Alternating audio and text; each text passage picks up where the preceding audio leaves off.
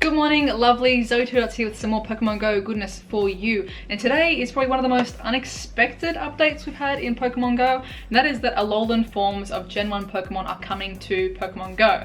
So, I mean, maybe looking at this from a marketing perspective, we probably should have anticipated this earlier, but I think having our, Gen 1, Gen 2, Gen 3 waves, our hats on in that respect.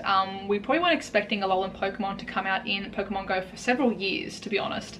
So this update is saying that it's only including Gen 1 Alolan forms, which I suppose makes sense.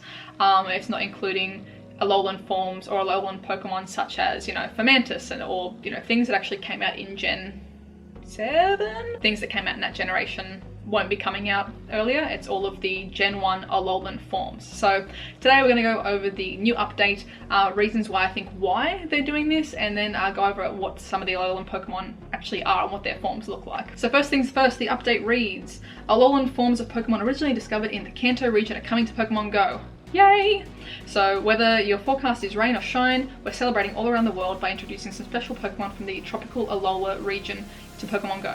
So that's pretty good. I think they're hinting out there that even if you're not in a sunny or tropical area, which is where the Alolan region is set, it's kind of like a Pokemon version of Hawaii. Even if you're in colder areas and things like that, you're still going to be able to experience the Alolan Pokemon in Pokemon Go. Get ready for some of the Pokemon originally discovered in the Kanto region, Gen 1, to appear in their Alolan forms. These unique variants were first seen in Pokemon Sun and Moon video games, and they'll make their way to Pokemon Go in the coming weeks. Keep an eye out for news related to this exciting change.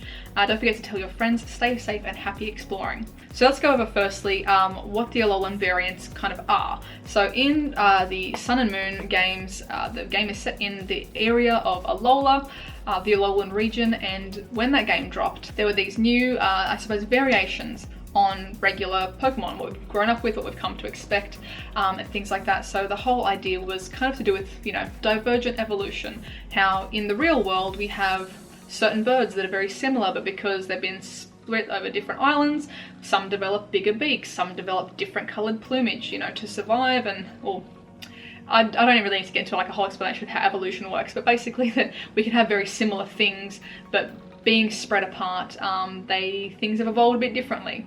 So for example, these guys here, Alolan Sandshrew and Alolan Vulpix, these are little ice babies, so very different to what the standard typing for, Sandshrew being a sand and desert Pokemon. This one is like a tiny little igloo Alolan Sandshrew, and Vulpix as well.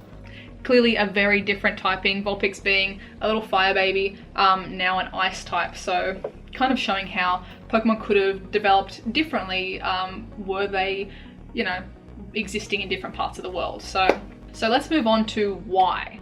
Why do I think, me personally, why do I think they are dropping the Alolan variations in Pokemon Go now? Why not wait until Gen 7 actually happens? So I think for a few reasons. The main one being marketing. So there's been a few drops and leaks recently about a new Switch game coming to the Switch, a new Pokemon game coming to the Switch with the leaked titles and the domain names being reserved for Let's Go Pikachu and Let's Go Eevee, potential IPs for new games coming up on the Switch. So it's also been hinted or speculated, kind of leaked and things like that. Obviously I can't guarantee anything is 100% accurate, but it's been leaked that there's going to be some sort of functionality between the new Switch game and Pokemon Go on your phone. Some sort of connectivity between the two. For me personally, my best guess as to what that could be would be something similar to the Pokewalker, or the little Pokemon pedometer that was included with Soul Silver and Heart Gold, where you could load a Pokemon onto your Pokewalker and take it around for walks, earn steps, find items, things like that. I feel like that could be a way that the phone, Pokemon Go, could be you're walking around with your buddy, you're picking up items, things like that, and then using those items in-game. There could be way more interactivity or sharing Pokemon and things like that, but I think that might be one of the main reasons why the Alolan forms are being dropped into Pokemon Go at the moment. To get people familiar with the core series where it's currently up to, but still having them be familiar with we're familiar with Sandshrew, we're familiar with Vulpix, we're familiar with Gen 1. If you've never played a game other than Pokemon Go in the Pokemon universe, you're now familiar with Gen 1, and these variants are still accessible and recognizable, but they're from the newest batch. And why I think that could be related is in the announcement it does say over the next few weeks. These Pokemon will be coming in the next few weeks. What else is happening in the next few weeks? E3. So E3 is a massive, like, gaming, not really expo, but it's like a big, how would you explain it? Announcement show, where you would say, you know, Sony, Nintendo, Xbox, everyone comes with all of their secret new games that are coming out that no one knows about yet, and they're all announced, or not all, you know, new and upcoming things, new features, new controllers, new consoles, new games are announced at E3. Big news happens at E3. That's happening on June 13th to June 15th. So I mean, it kind of would make sense that if in the next few weeks these roll out in time for an announcement at E3, you're excited about catching these new Alolan Pokemon, and then potentially there's some sort of announcement for Let's Go Eevee and Let's Go Pikachu on the Switch at E3. You're now interested in, oh, these are the Pokemon that are new and I'm interested in.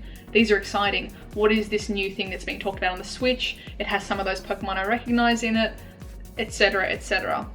Getting people familiar with the newer main series, core series games in time for the next drop or the next announcement for a main series game. Secondly to that, it could purely be the hype and the merch and things like that. As I was saying, Alolan Vulpix is massively popular in Japan.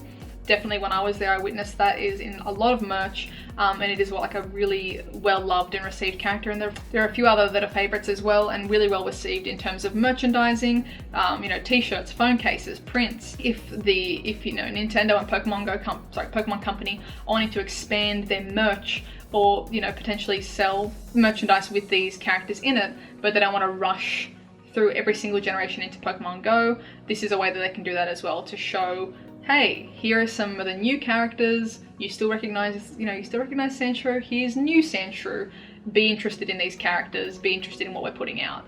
To tie in that, I suppose, with the Pokemon Let's Go Pikachu and Let's Go Eevee, definitely another thing I saw when I was in Japan is so much Eevee merchandise.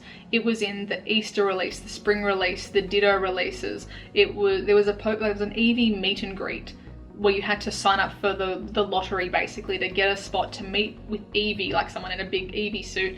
Eevee had security guards. So there's a lot of hype and love for the characters Pikachu and Eevee. So you know, these companies are smart. They're doing the legwork now for increasing that love and desire for Eevee, increasing that love and desire for Pikachu to be the mascots and the, you know, the brand faces. Everyone's like, oh my goodness, this character is something that I see all the time. It's in all the merchandise, it's in all of the shows, it's in all of the ads. I am familiar with this, I like this, I want to acquire this.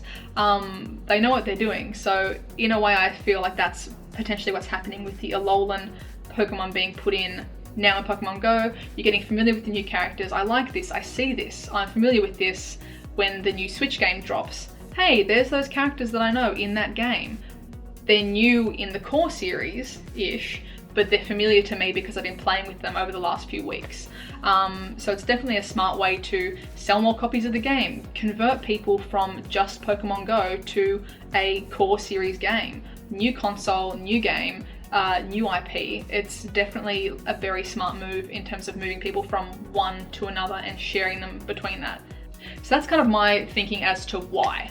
Because it's so, everyone's saying this is the most unexpected update that we've ever had in Pokemon Go. Why is this happening? Like, we were thinking we were going to get this in Gen 7. I honestly think it's probably timed in with something, a bigger plan, something more marketing related, something to get us familiar with these characters so that when something new comes out, we're all familiar. When the, you know, compatibility comes out between the Switch and Pokemon Go, we're familiar with these characters and they can ease us in gently into a new core game. There are quite a few Alolan variations of original Pokemon, and let's go through them now. So I'm going to take a little scroll through this website here. So first example is the Alolan Diglett. It has the sweet, like, 3 little prongs of hair. This got a good little giggle when it first came out. It was announced for Sun and Moon. So Diglett there, new typing as well, ground and steel, and then Alolan Dugtrio with the Surfer Dude bleach blonde hairdo. Holy moly. Was also really oddly received at the time, but being that it was, you know, in Hawaii, that surfer dude kind of vibe really is interesting for and a bit fitting for Dugtrio. Alolan Grimer, not one of my personal favourites, but still a pretty cool variation on regular Grimer there with the green and yellow. And Alolan Muck was definitely one for me that was like, okay, that's a bit different. But I think the story here is with it having different toxins in its body as compared to regular Muck. That is hence the kind of compositional colour differences and weird little bits of rock and things in there as well. Alolan Geodude is going to be one that's going to be pretty interesting as well, because instead of being ground rock, it is ground electric type. So Alolan Geodude, really cool looking Pokemon. Alolan Graveler as well, pretty cool. And then one of my favourites, Alolan Gollum. Holy dooly, check out that moustache and the beard. I think Alolan Gollum is a really cool design, even just by itself, without like typing and abilities and things like that. I think it's a very cool designed Pokemon and a really interesting take on how things could evolve differently. Say like a regular Gollum from living in regular standard Earth to one that might have evolved living in volcanoes and things like that. After that is a Alolan Rattata. Again, nice moustache. So the Alolan Rat is the black variation there, and it also has the typing of dark and normal as opposed to just regular normal rat. And Alolan Raticate, an odd one as well to me, but that is the variation there for Alolan Raticate. Alolan Raichu was one of the ones that was received really positively as well. Alolan Raichu is adorable. It surfs on its tail. It's super cute. Like, look at how soft its little features are. It is incredible. And it is electric psychic type, so a really cool like combo type. Alolan Marowak as well is one that was received really well. So not even partly ground anymore, it is ghost and fire. So it has the fire dancing, almost like the fire sticks that fire dancers would have in its like club, its bone club, which is really, really cool. The blue flame there, I think this is a really cool looking Pokemon and really interesting typing. That's very cool, like a big switch up for Marowak. Alolan Meowth. I was fine with Alolan Meowth when this was announced. I thought it was kind of cool. Meowth is one of my favourites, so I was like, oh, we're touching one that's pretty special. Again, going to dark typing instead of normal. But Alolan Persian. This was one that copped so much hate when it was announced, because look at that, like the Buffy, like why is your face an oval? Why? But it is what it is. Alolan Persian I think is one of the oddest looking Pokemon, but it's done, it's out there, we can't go back.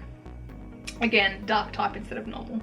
Alolan Executor as well is ridiculous, but also it makes a lot of sense. It does make a lot of sense, like Executor being up one of these thick palm trees, and then Alolan Executor being like, you know, a tropical coconut tree or tropical palm tree. Like they're very long, they're very tall. Like in real life, trees grow differently in different parts of the world. It makes sense that the Executors in the Alolan region would look like the trees in the Alolan region, and God, it makes me laugh every time I see it. It's ridiculous, but I mean, it makes sense. I think it does make sense, even though it looks design-wise hilarious. Alolan Vulpix is definitely one of the crowd favourites as well. If you do go to Japan or the Pokemon centres, there's heaps of Alolan Vulpix merch, heaps of plushies, heaps of little figurines, heaps of prints and things like that. It is definitely one of the favourites, and I think it's like a really nice subtle change design-wise. So instead of fire, it's ice typing, and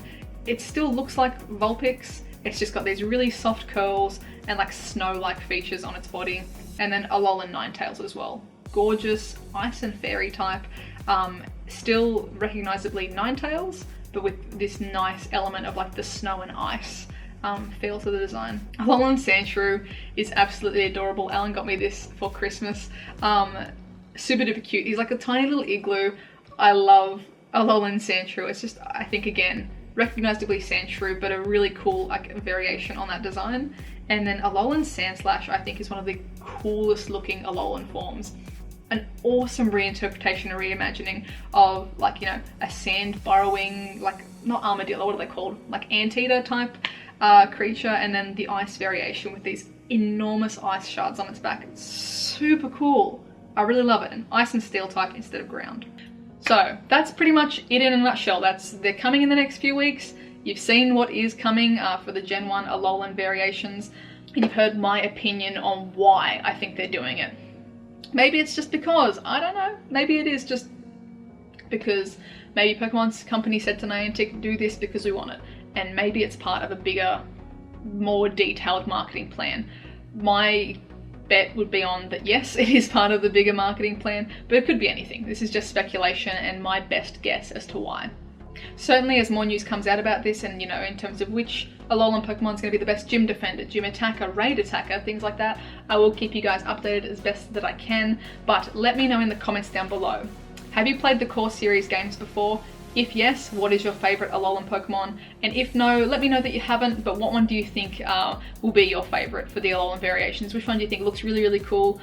Which one do you like the most? And yes or no, have you played the main series games? I also want to say a massive thank you to you guys. We have hit 10k subs. Thank you so much for all your support. I'm going to be doing a dedicated video towards that, about the giveaway, about the live stream, to celebrate that later in the week. So keep your eyes peeled for that. That is definitely coming. But I just wanted to say thank you right now as well. I do appreciate all your love and support. And yeah, I'll see you guys very, very soon. Have an amazing day, morning, noon, night, whatever time it is for you. And I'll catch you in the next one. Bye.